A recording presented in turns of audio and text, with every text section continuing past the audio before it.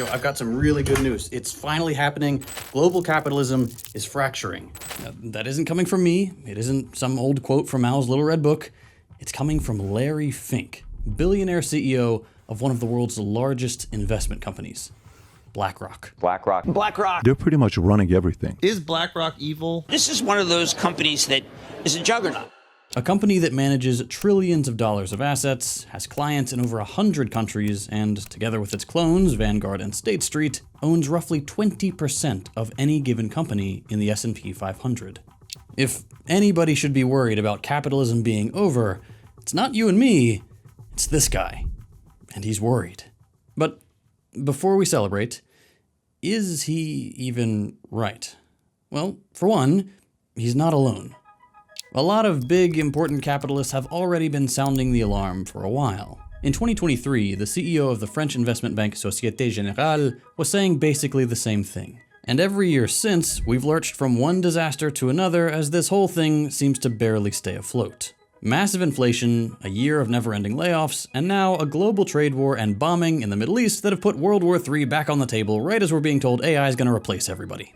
In Larry's 2026 letter to shareholders, he's predicting the end of the same signals. Things are bad, workers are worse off today than they were 40 years ago, AI is gonna get us, it's all crumbling, and we're not even building infrastructure like we used to.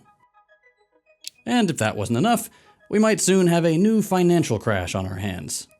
And I'm worried about something worse than a recession. We are headed for a U.S. dollar crisis. When this thing crashes, okay, it's going to crash. When this thing crashes, it's going to be like mashing up the dot-com thing with a financial crisis because this is so much larger. Wall Street execs have recently warned that the private credit market's not looking so good. A few bankruptcies and plummeting stock values are starting to snowball and could become the seeds for a new depression. It really seems like capitalism's tearing at the seams because this just can't keep going on. Or maybe it can. Hey everybody, just wanted to take a quick second to plug some merch. As always, I want to make sure I respect your time, so if you're not interested, here's a timestamp.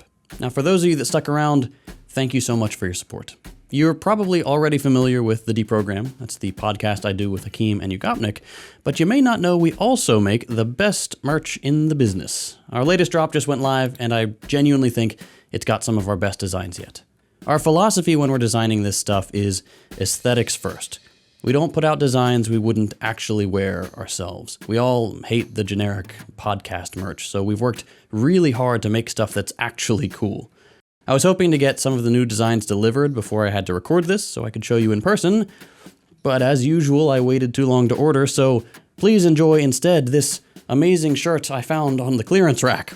Anyway, you can check out the full lineup at deprogramshop.com, and as an added thank you, all Second Thought patrons can get 10% off using the coupon code available at patreon.com/secondthought. Again, that's deprogramshop.com. Thank you for continuing to support the channel. We truly could not do this without you. And now, back to the show. If history's any guide, there's just centuries like this where nothing changes, it all keeps getting worse, and we all suffer. So to know if any of this will kill the beast, we need to think about capitalism much, much more deeply than simply pointing to things going wrong. We can't just do Finkist slopulism.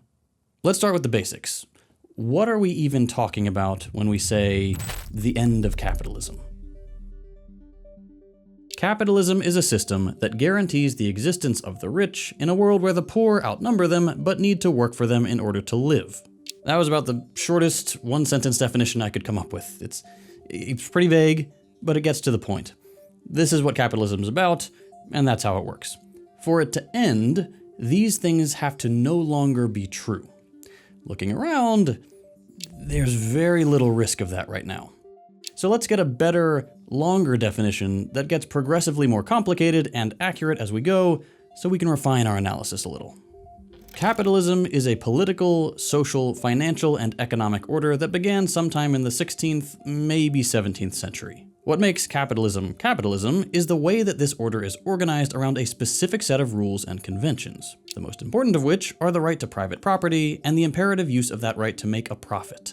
For example, by hiring those who don't have private property to produce commodities and paying them less than the revenue that their work generates.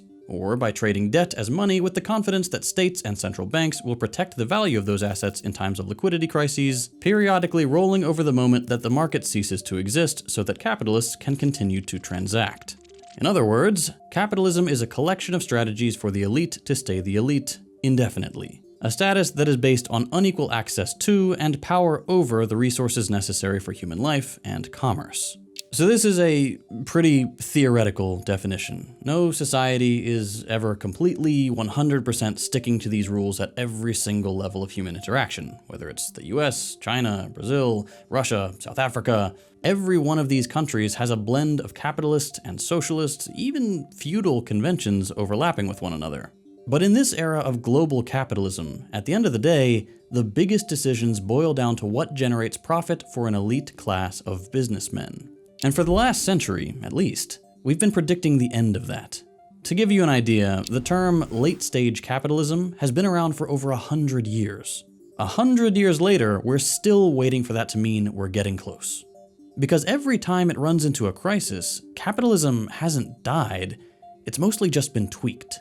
Take the biggest tweak we've ever seen. After capitalism went through its greatest liquidity crisis in 1929, the stock market crashed and the world went into a 10-year depression. High unemployment, poverty, a nearly 50% cut in production, and price deflation, meaning wages taking a huge hit.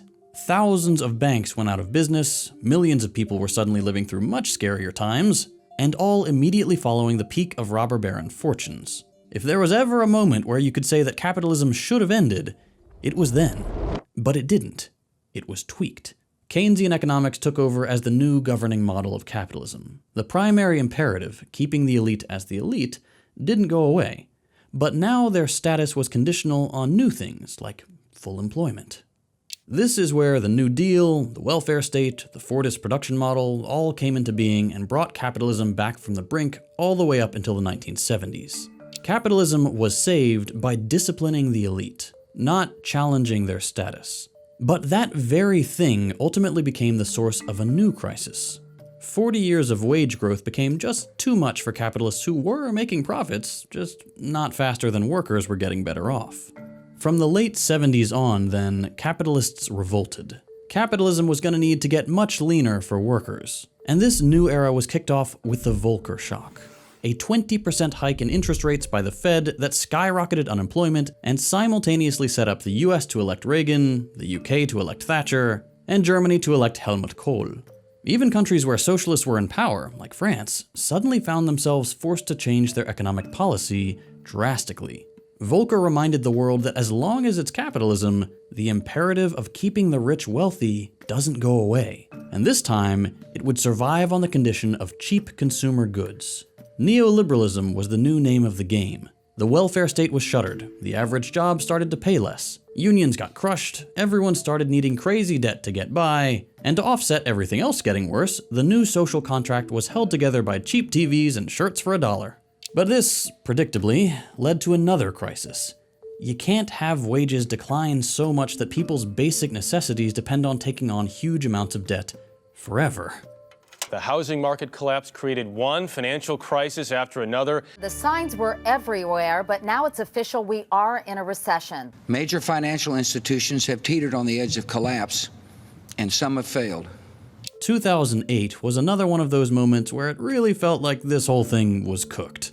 Neoliberalism had pushed global finance to chase extreme levels of debt at the same time as wages took a nosedive. Once banks realized this system didn't have the liquidity they thought it did, the crisis started bouncing from one part of the economy to another until the central banks stepped in. They brought the bank's securities onto their own balance sheets, bailing out the banks and leaving the rest of us to absorb the costs. Houses got foreclosed on, jobs disappeared that never came back, and entire generations have now come into the labor market completely unable to match the wealth of their parents and their parents before them. And now that we've been in this situation for a couple decades, what do the elites suggest as a solution? A new tweak. On the global stage, the US is starting to pull out of the global exchange and production system and switching to a growth strategy that depends on inflation and price shocks. Wars are exploding all over the world with the chief objective of making oil costs skyrocket, increasing the sale of American weapons, and bringing up prices for everything else without any hope of them going down after the oil shocks pass. That's on the policy side. Let's go back to Fink's letter for a second. In the face of all the problems he lists, Larry gives us his own solution. Just invest. He says it himself. In the last 30 years, wages aren't growing as fast as returns on the stock market.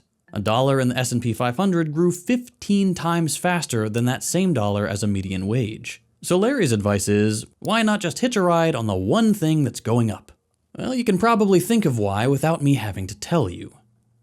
In a country where 1 in 4 people live paycheck to paycheck and millions are dealing with huge student loan debt, having money to put aside in savings, let alone financial investments, is just not something that's within reach for a lot of people. Those who are most directly targeted by the violence of capitalism are the ones with the least flexibility to do things Larry's way, which I don't have to tell you either. He's only suggesting because it just so happens to be the solution that lines his pockets.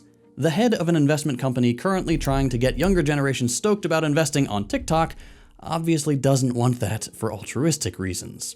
But beyond the practical reasons why this is BS, advice like this reads more like a confession to me.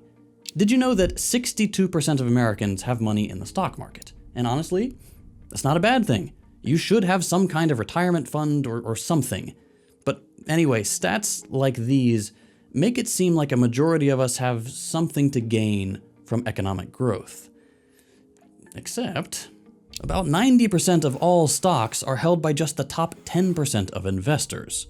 Worse even, the top 1% own about half. Meaning that when the stock market grows, when the economy is doing well, it's really only benefiting the top 10%. And it's specifically doing that at the expense of the 90% that are left. The little money we can get from our investments is a cover for the fact that that money is coming out of our wages. Between 2018 and 2022, after Trump's tax cuts, corporate profits exploded, and instead of putting that money into raising wages or doing R&D, billions went to stock buybacks and dividends. And when Time magazine looked at some of these numbers, they found that the biggest offenders not only gave more money to their shareholders, they siphoned off more money from consumers by raising prices. Pepsi laid off hundreds and raised prices by double-digit percentages 8 quarters straight. Comcast rates went up and they fired 3,000 people. United Healthcare increased claim denials 800% and gave their investors $15 billion in buybacks. The whole just invest strategy isn't a solution. It isn't going to make capitalism work for more people.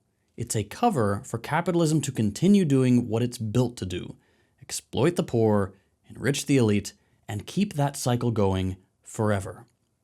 When Fink says capitalism is fracturing, what he really means is that he and his buddies are giving away the game, and he would really like it if capitalist countries would realize they're getting cocky.